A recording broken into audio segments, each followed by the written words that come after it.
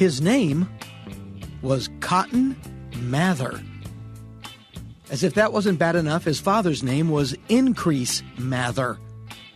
Cotton Mather was born in Boston, Massachusetts in 1663 and became one of the most well-known Puritan ministers in the 1600s. Mather, who entered Harvard at the age of 11, yet oddly enough did not become a Simpsons writer, and preached his first sermon at 16, Mather wrote over 400 books and pamphlets. In 1689, he published Memorable Providences, which told the story of the Goodwin family of Boston, Massachusetts. John Goodwin was a stone layer, a hard-working, devout family man. In 1688, 4 of his children began behaving in a most peculiar manner. As Mather wrote, they would bark at each other like so many dogs, then purr like so many cats, and then, not good for them, quote, nothing in the world would so discompose them as a religious exercise. Mather was so perplexed by Goodwin's children that he took one of them home with him, Martha. Martha did not behave herself when a guest in the Mather household. She not only pranced about his home like a pony and whistled through family prayer service, she mocked old Cotton Mather directly, rereading his notes on her own case out loud and mocking him as she did so. But remember, this is not a modern story. This is Puritan New England in the 1600s, a dark, cold, superstitious, spooky-ass place, Massachusetts in the 1600s. Deep, dark, impenetrable woods, no electricity, sparsely populated by religious zealots. The Puritans, as they so called themselves, came to and settled this rocky, hard-to-farm, God-forsaken land so they could worship freely. Their initial goal being to purge the Church of England of its more Catholic practices. Think about that. Catholicism wasn't tight-assed enough for these people. New England was a mighty inhospitable place. The land was brutal and difficult. The weather was mean, freezing cold in the winter, sweltering, muggy hot in the summer. And the traffic to the Cape, forget it. The local Native American tribes were not very enamored of their Bible-loving, pale-faced interlopers and frequently committed, let's call them atrocities, to make their unhappiness known. In 1676, King Philip's War wiped out a full third of New England's towns and claimed a full 10% of the adult male population. So, the Puritans were incredibly religious, incredibly superstitious, and under a lot of goddamn pressure. In 1641, the colonists established their legal code. The first capital crime was idolatry. The second was witchcraft. Murder was fourth, after blasphemy, with bestiality bringing up the rear. No pun intended. But Cotton Mather soon got to the root of the problem that was affecting John Goodwin's family. It was not his children. It was the mother of the neighborhood laundress. As it turns out, the mother of Goodwin's laundress was a witch, and, thus suspected, was brought to court, placed on the stand, and challenged to recite the Lord's Prayer, which she could not do with 100% accuracy. And that, if you did not know, was all the proof you needed at that time to divine as to whether or not someone was a witch. And with that, John Goodwin's laundress's mother was hanged on Boston Common in November of 1688. Mather's account of the Goodwin family's travails was told in his book Memorable Providences, which was widely read, though probably not at night, as there was no electricity. Flash forward 3 years to 1692, to nearby Salem, Massachusetts. 9-year-old Elizabeth Parris begins behaving much like Martha Goodwin did 3 years before. This is very bad news for Elizabeth's father, Samuel Parris. For Samuel Parris was a minister and very familiar with Cotton Mather's book. Soon other girls in Salem began behaving just like Elizabeth. 12-year-old Abigail Williams got the heebie-jeebies, followed by Ann Putnam Jr. A doctor was brought in to examine the girls and found evidence that, quote, the evil hand, quote, had befallen them. By May, a total of 8 young women in Salem claimed to have fallen under the spell of a witch. One of them, the ironically named Dorothy Good, was all of 4 years old. In many cases, these terrified children started spouting off the names of the adults who had afflicted them with witchcraft, many of whom they had never met. But that did not matter. In their time of need, the eyes of Salem looked for guidance, and they turned to that blowhard Cotton Mathers. Cotton Mathers advised exquisite caution, and then added, but nevertheless, a speedy and vigorous prosecution. Gee, thanks. Some things really never do change. In Salem and nearby Salem Village, now known as Danvers, hysteria mounted and accusations grew. 72-year-old Ann Foster was interrogated. According to her neighbor, Foster had bewitched several local children and a hog. Soon, Mary Lacey, who was Foster's daughter, was arrested. And then Mary Lacey's daughter, Mary Lacey Jr., was brought in. Now, Ann Foster denied being a witch. The magistrates asked her daughter, Mary Lacey, if she knew that her mother had bewitched her. She did not, and asked them, why did her mother bewitch her?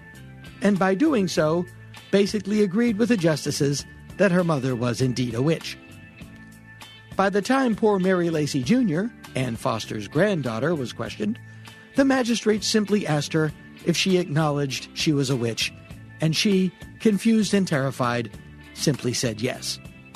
Now, Ann Foster, Mary Lacey, and Mary Lacey Jr.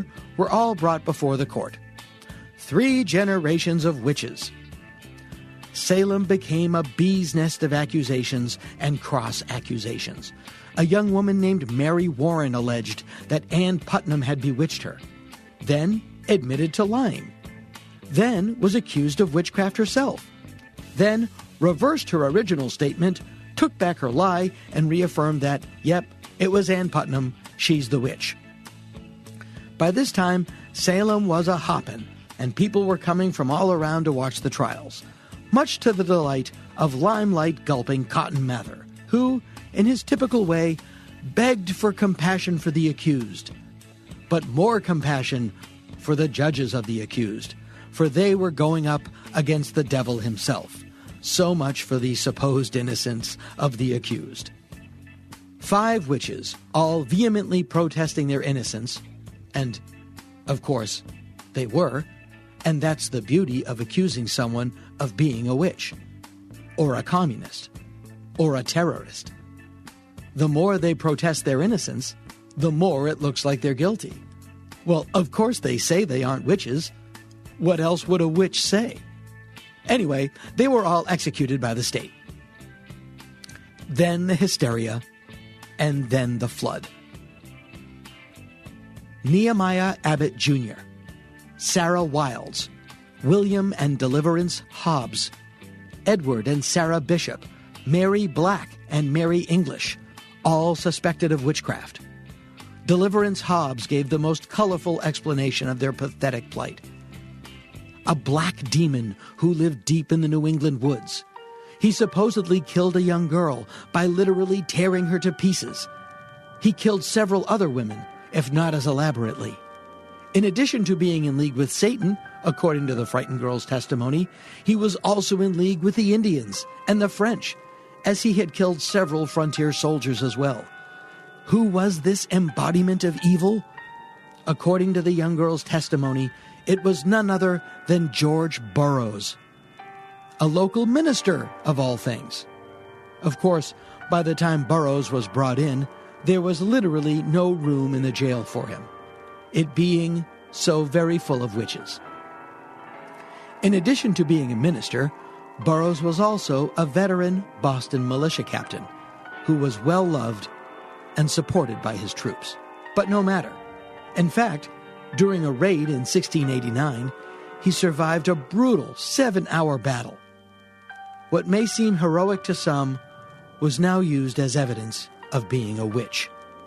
Who else could have survived a battle like that? On the stand, his young accusers buried Burroughs. They claimed he bit them and then showed their wounds. Yep, human teeth marks, just like Burroughs. Who else could have made them? The girls claimed to have been throttled by ghosts. The judge asked Burroughs who, if not him, was ordering these ghosts to throttle these girls. Burroughs replied, "It may be the devil." The judge then asked Burroughs, "If you're so horrible, why is the devil framing you?" Ha ha! Good one! Burroughs was a widower 2 times over. Both of his wives had passed away of natural causes. Again, it was the 1600s. On the stand, one of Burroughs' former brothers-in-law attested to the fact that once he, Burroughs, and some other friends went berry picking. Burroughs wandered off alone, and the rest of the party couldn't find him. When they returned home, they discovered that Burroughs had beaten them back to the house, and that he already had a full basket of berries. According to the judge, the explanation was simple. The devil had furnished Burroughs with an invisibility cloak. How else could he have gotten home before them without them seeing him? Also, apparently, the devil will help you pick berries. During the trial, one girl said she had just seen the blood-red face of one of Burroughs' deceased wives.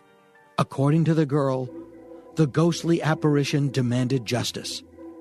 The court posed the question, not whether or not what this girl saw was true, but why Burroughs' deceased wife would want justice.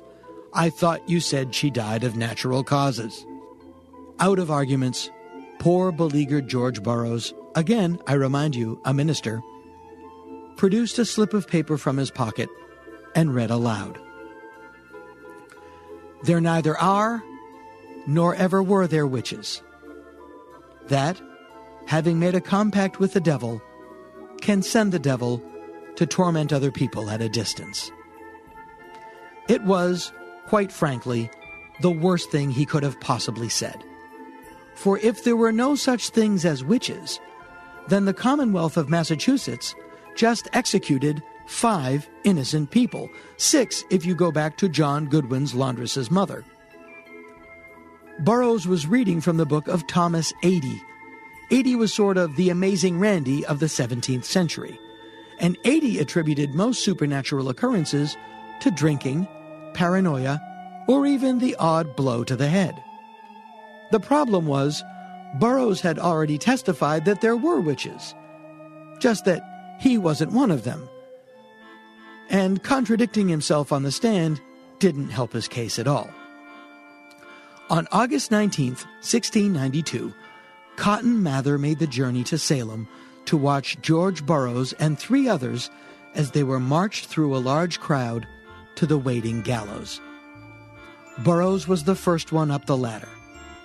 There he loudly and clearly proclaimed his innocence, and as the noose was fastened around his neck, did something that shocked the crowd. He recited the Lord's Prayer perfectly. Now, if you recall, an inability to recite the Lord's Prayer was supposedly foolproof evidence that you were a witch.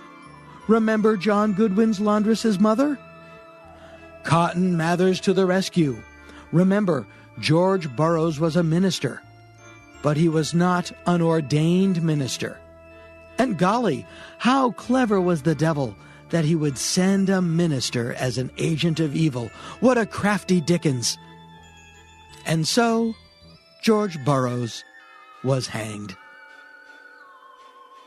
But after the death of George Burroughs, the Massachusetts Bay Colony experienced something of a guilt-ridden hangover. Remember how mainstream America recoiled from the excesses of the McCarthy era?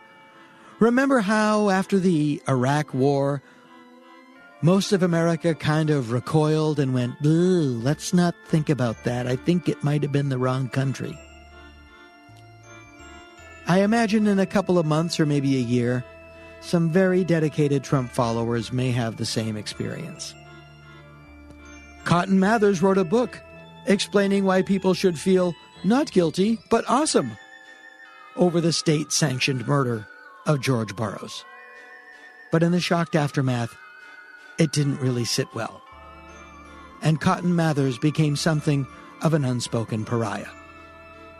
He became quietly enraged when his supporters became somewhat less enthusiastic in their ardor. His father himself didn't give him a quote for his book. In October of 1692, Massachusetts Governor George Phipps disbanded the witch court. In the ensuing months, Mathers would treat several other girls for signs of witchcraft, but none were imprisoned, much less executed. To this day, the town of Salem, Massachusetts is famous for one thing: the hysteria resulting in the state-sponsored execution of nearly 24 innocent individuals charged with the crime of witchcraft. That, and there is a liquor store there called the Bunghole. The most famous retelling of this tale was Arthur Miller's play The Crucible, used as it was to criticize the anti-communist hysterica that was sweeping the nation at the time. So much so that it was called a witch hunt. Now, all of the information for this piece was taken from the excellent book The Witches by Stacy Schiff, S-C-H-I-F-F. If you have even a passing interest in this subject, I highly, highly, highly recommend Ms. Schiff's book. And the best way to get it is to go to danagould.com. You clicky-clack your keyboard to danagould.com, clicky-clack on our Amazon banner, and shop away. You get what you want, and for no extra charge, we get a couple extra beans to keep the lights on around here.